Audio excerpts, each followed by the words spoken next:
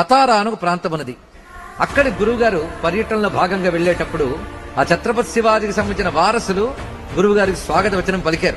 ఆ స్వాగత వచనం పలికే కానీ అక్కడ కూర్చుని ఆడిన మొట్టమొదటి మాట ఏమిటంటే శివాజీ గారి చిత్రపటాన్ని తెప్పించారు. అక్కడికి తెప్పించిన వెంటనే తన మీద ఉన్నటువంటి ఒక శాలువా తీసి వారికి సత్కారం చేసి నమస్కారం చేశారు. చేసి వీరు గాని లేకపోయి ఉంటే దక్షిణాపథంలో ఉన్న ఆలయాలన్నీ ఇంత పచ్చగా ఇంత సమృద్ధిగా ఉండేవి కావు అని చెప్పారు. ఎంత చారిత్రక ద్రష్ట కాకపోతే మాట చెప్పగలరో చూడండి.